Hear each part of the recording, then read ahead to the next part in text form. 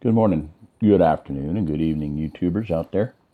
This is Jerry Diamond with How to Get Out of Babylon. And this is my Patreon page. Um, I'm under you can see there, the below exit editor about. So you can, let me know if you can get on this. If anybody knows anything about how to do Patreon, let me know. I could use some help. Hold my hand, tell me what button to push. I'm a techno tard. I'm sorry. Just the way I am. So how to get out of Babylon is creating videos on homesteading, prepping, and survival. And I had that a lot more fleshed out. I had other things on there, basically from a historical, biblical, strategic, big picture type of background perspective. Profile picture, my Hobbit Gandalf picture banner. So, about you is required. You can go to this and read it, hopefully.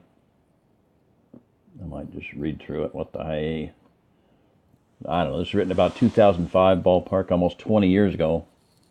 So, a long time ago now. Many, many years ago.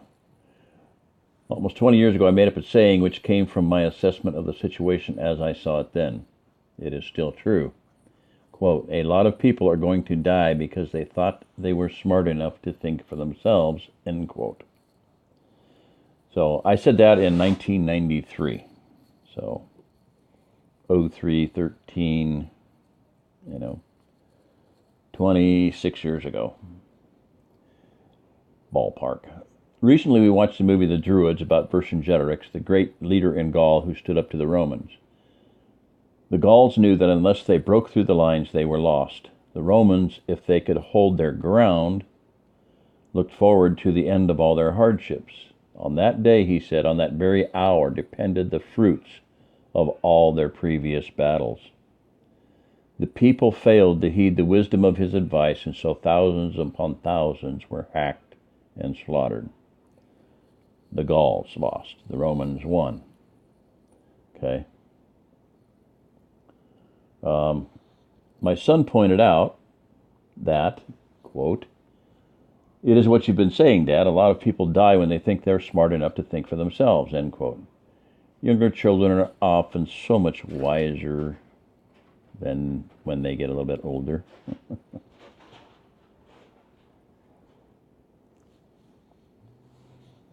Now, am I saying that I'm smarter than everybody else? No. My next words were, often we need to subject our intellect to that of another greater or more informed mind. I deliberately did that, listening to wiser people with more real-life experiences, and ended up where I am now. I listened to other people. I knew that I wasn't smart enough to figure it all out on my own. Another incident happened. One day I was grousing about how many people were going to die needlessly. My granddaughter, 13 at the time, said to me, Grandpa, don't beat yourself up so bad. When judgment falls, people die, the good and the bad. Scriptures say that the Tower of Siloam fell on the just and the unjust. That is going to happen. A lot of unjust people are going to die, but a lot of just people are going to die also, Grandpa. They will be good people. They were just dumb people, Grandpa. End quote. Again, younger children are often so much wiser than older ones than when they get older. Boy, ain't that the truth. And have more intelligent grasp on reality than many adult survivalists and preppers. And that brings me to a fire story.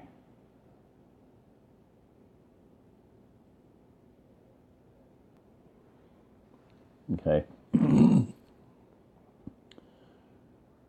My wife brought home on the same day a book that talked of the Peshtigo fire and a totally unrelated movie which happened to mention the same fire.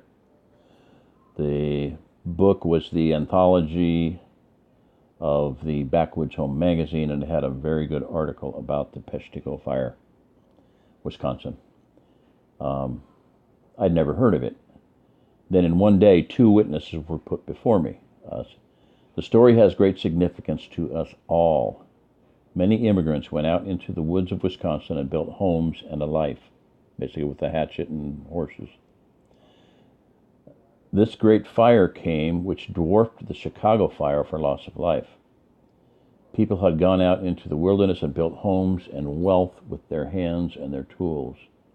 The people did not leave their homes, but died with them. 200 people died in the Chicago fire, but in this region of only about 6,000 people, 1,400 died. This was the greatest natural disaster for loss of life in American history up to that point in time. One couple fought the fire only to turn around and see that the fire had come back around from the back and burned their house, and they had to watch as their children burned alive. In a clearing, women and children hid under blankets while sons, fathers, and grandfathers poured water on them. Every woman and child survived. Not a single male did. Women and children first.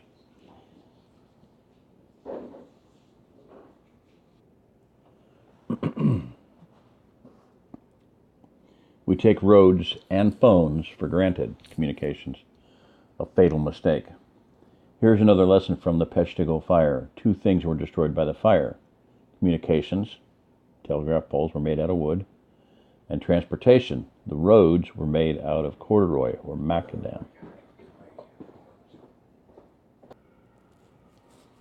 Do not think that judgment will not take these same 2 things away from you and your family. Gas for your car is never a given, nor is use of the military's road system that you take for granted. The Eisenhower military road system mandated that 1 mile out of every 5 be straight. They can land a C-130 there and set up within minutes. Checkpoints, whatever. That's theoretical, alleged, but go out and drive on a main highway, major highways. See if there isn't a straight place about every 5 miles. I was out driving with a friend of mine, a Vietnam vet, Green Beret, and we came to it was out by Parker, Colorado. And all of a sudden he just went, "Whoa, pull over." And he could sense, he knew that someday a C-130 would land there. He was just blown away. I mean, he made me stop. He was so moved, whatever, just stricken by the, what he sensed, what he felt, what he gut knew was going to happen. Not to speak of just the traffic jams and inability to go anywhere if there's a million other people trying to flee from the same disaster you are.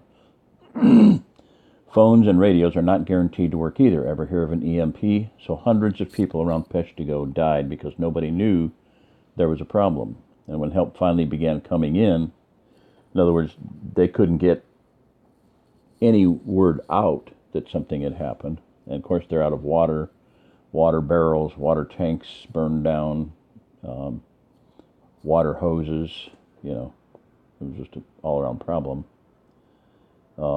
When help finally did begin coming in, the roads were burned up. They had a very difficult time coming in with wagons, with any kind of food in bulk because of the muck. They were just traveling through mud. So they was not able to reach the area of destruction. We can still accomplish a lot right now. We can still accomplish a lot and help some get out if we work together. If we continue to think of everything we have been entrusted with as our stuff, we will not succeed. The fire is coming, the fire of judgment. Do not stand in the path of the fire. Noah, being warned of God, moved with fear, built an ark. It is not unwise to get out of the path of an oncoming beast, a lion. There are times when it's only prudent. That time is now. I trust you will heed this call. It may be the last one you ever get. I certainly feel this may be the last call, one last call before judgment falls. Last call for Judgment Hall Falls. It is really high time to get off the fence and make what is left of your resources and wealth count for something.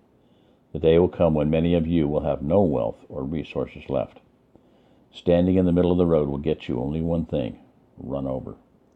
Remember the words of Terry Cook, best done in a Forrest Gump accent? You can stick your head in between the ties of the railroad track, and you won't see the train a-comin', but your butt is still gonna get run over. A survivalist is one who waits until the last minute to act, trying to stay and get as much out of life and from the big city as possible. Survivalist left a lot of desperate, bloody fingernail scratches on the ark, on the outside of the ark. The survivors were inside. May I suggest you take your family and get in the ark. So basically, that's the description. I've got a link there I managed to do that. That's my interview with Pastor Joe Fox, Viking Preparedness. And then, so from there, you can go to the tiers. And this is about all I've got done so far. I think I have some goals. I worked on something there. Yeah, goal amount earnings, $1,000. This amount per month would allow me to begin organizing, teaching, and helping trips to aid families here face their first winter in the Ozark Mountains. I also want to develop a communication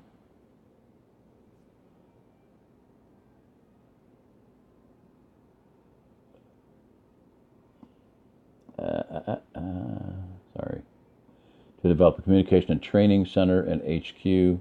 Oh, jeez. All right, I'll stop doing that. What a mess. What a mess this world is in. I wonder who began it. Don't ask me. I'm only visiting this planet. Centers of the Ozark Plateau, somewhere around Ava, Missouri. Ozark Plateau, Remnant Relocation Association headquarters. Goal earnings amount $75,000. This would be for a headquarters, buy a farm, whatever, that we could then work from.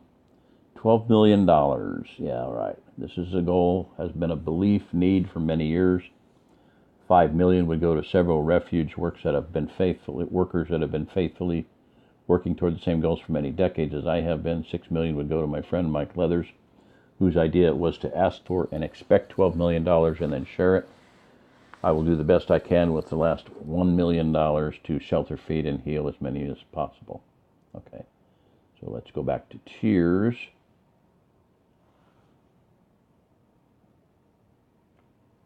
All right, there we go. I've set up three. I figured, well, I want it to be affordable, so $3 handcart company, and this is just kind of, Pastor Joe Fox has Viking-related things. Well, I'm into rescuing people, so my first one is a handcart company, and these are people. There will be some folks who need to help themselves, so they can help others. They will drive if they can, but they will walk if they must. Drive now or walk later. So people without a lot of money, the handcart company perfectly epitomizes them, kind of foreshadows this whole thing. A lot of people are getting carts.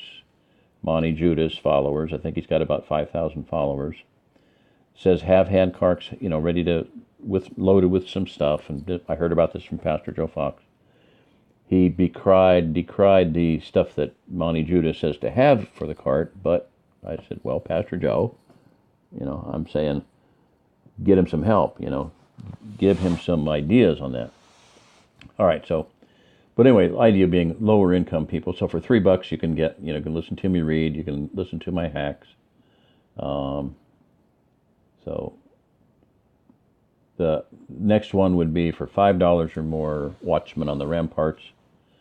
And this would be people that will be watchmen ready to help bring up, I'm not people that will be, but, just kind of signifying another level. People who are ready enough to help others. A family that are in my book, my preface to my book, PJ. They were living in a school bus when I met them. They were going to have a baby. My wife midwifed for them. They had a Girl Scout tent set up outside the bus. We put a wood stove up for them, and they had a swimming pool, and they were able to have a water birth. So, well, actually, she had it in another trailer. Yeah. All right, so whatever. We did it for somebody else. We set up a stove so she could have a water birth in December. Another friend, Julie. But anyway, so the people that are a higher level of preparedness, well, now after 20 years, they took a family, a unanimous vote as a family, and decided to go back to living in a bus. They're going to be mobile. They have an awesome family. The sons are strong. They're all strapping, sons that can help their father and do help their father. They process firewood. It's awesome. So they can be a search and rescue. They can be backup. They can be, a triage unit. They can help with any number of things, cooking, providing food, a food wagon, which is one of the ideas that another people associated with them had, friends of theirs, to have a mobile MASH unit, basically a mobile hospital, mobile Army Surgical Hospital, MASH unit. Some will be watchmen, ready to help others, bring others in. They will man the watchfires of 1,000 circling camps. There's an article there, newwinepouring.com, where this person, and in my mind too, I already done this. I didn't get this from them. I've seen him in the watchfires of 1,000 circling camps, 1,000 camps around the Ozark Plateau, about one every mile. Search and rescue teams, bringing in the beat up, burned, tortured, emaciated, starving, pursued people.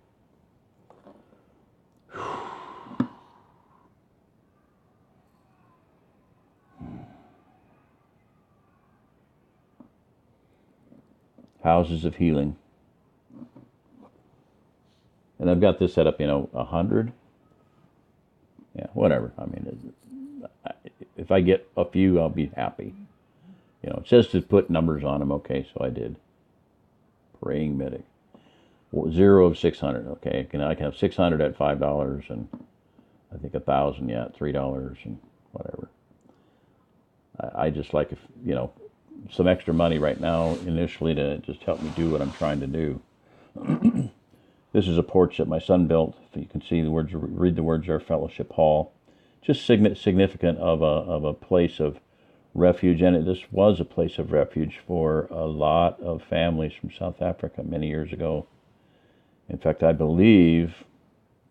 honestly do believe that the room that I had that vision in of the young couple coming through the woods was in a room, which would have been a room, that South African family had stayed in, but that the room, the vision was a answer to their prayers, their tears and their prayers. So anyway, some will build refuges, houses of healing to bind up wounds and help heal the brokenhearted. So anyway, now my next step is to figure out how to, if anybody can help me out, to have a mailing list. They use MailChimp. I need to get on that. And how to put links on buttons on my YouTube channel for my page here. So that's my next step. That's the next immediate step. And then MailChimp to do mailing list where you get notifications whenever I do videos. Now, what I'm going to do, like I said, people love to hear me read. I wish I could do it every single day. I did for a long period of time till I finished Lights Out. I pushed very hard to read 1 or 2 chapters every single day. You will notice that I have not been doing that with the Facade and with the Silver Chair, or even with Proverbs, and that's just because I'm just at the end of the rope, as it were. I'm tired. Had a lot of stress. Thought I had gotten away from stress, but I have stress still. Some things have happened and that have not been easy to deal with mentally and emotionally and everything else. So anyway, neither here nor there. None of your problems. It's my problems. But it's wearing me extremely out. wearing me thin, whatever you want to call it. Anyway, I had a talk today about an hour and a half with the old boy that, a brother, oh my word. I'll try to just briefly, up in Idaho, Panhandle, Bonners Ferry, in the mountains up near Sandpoint, north of Naples, Idaho. Eagles gathered there together to guard the truth that you might know. Up near Sandpoint, and at the turn that crossed the bridge. Anyway, Randy Weaver, the whole story about, his wife being shot in the face and, his son being shot in the back. Sammy Weaver. Feds killed their dog and then killed Sammy and then killed his wife. Anyway, this guy's up there, taking a ski mobile from wherever he parks a mile or two up the road to get to the second floor barn of the barn that he lives in, carrying like 80 to 90 pound chunks of wood, logs upstairs to put into the stove, which is about 3 or 4 feet long. Oh my word. Guy's in good shape. Get this. 86 years old. And not too long ago, he couldn't walk from one end of his bus to the other.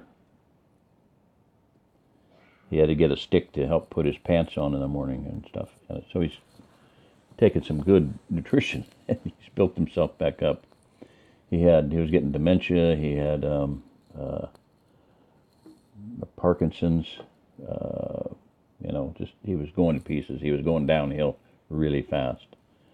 So Isogenics, a company that produces nutraceuticals, really pulled his fat out of the fire, and he's rebuilt himself to where he's lugging about half his body weight in wood up this still, several times in one shot. 3 or 4 or 5 times. Wow. So I need to get there. He's interested in coming down here and visit and spending some time with me. We had a great talk, oh my word. But that's where I need to be. I need to be in, top physical condition instead of just barely hanging on by the, skin of my teeth. So, like I said, be praying for me. I'm gonna make some changes and see some things happen, and this would really help out. Just take some of the pressure off getting Patreon going. So, be praying for that. Like I said, the next thing is to put buttons or whatever onto my YouTube and figure out how to do that, and then how to connect, just finish setting the whole thing up. So, all right, this is Jerry Diamond. If you're listening to this, you are the remnant. Thank you. Bye-bye.